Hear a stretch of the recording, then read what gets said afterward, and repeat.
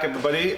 Today we're going to be talking about making the rabbet in the stem and the forefoot and how you do that.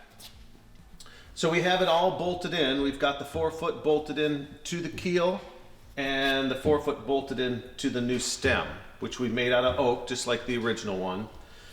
So the way that you do that is that we have made marks every inch on here, and then also transferred those marks onto this new piece of wood.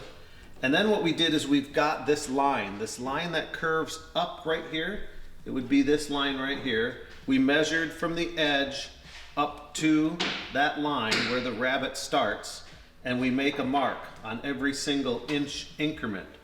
And then we take a line and we draw that line so we have a nice line that follows those measurements coming up. Then we do the other line, this outer line right here. We do the same thing. Every inch we measure up to that line, draw that line, and then we take a Forstner bit and we get the right angle, because this is at a certain angle right here, and we try to follow that angle.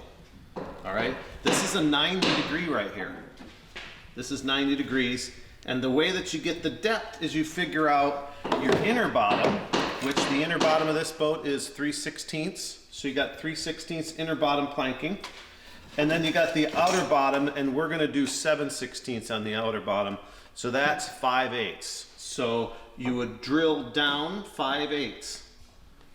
And then you'd come back with a nice block and clean that area up, making sure you got a nice transition. You can also check it by taking your old plank, setting it up here, and make sure you've got that curve and that sweep real nice, following the old plank. So we got that taken care of. We got that hogged out. We also put a new chine in. This chine had been repaired a bunch of times.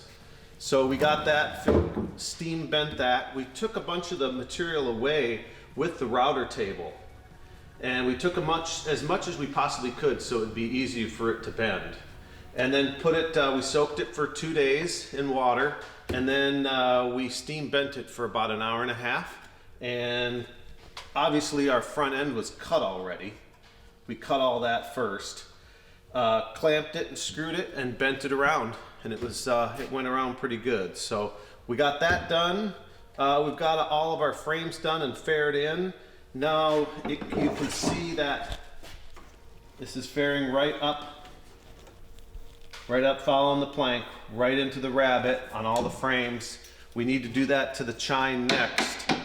And after that, we'll check everything and we'll start in on our inner bottom.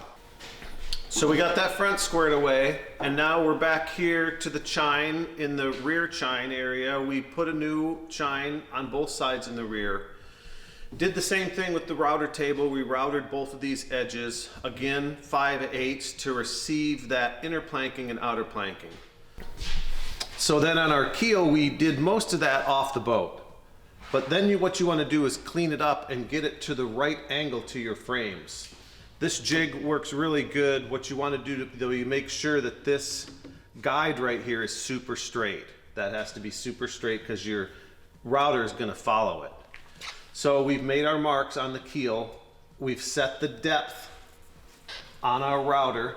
We've also know the distance from here to here, so that is the placement for this edge. And then we just nice and easy follow that all the way through, and that'll cut our 90 degree that follows our frame.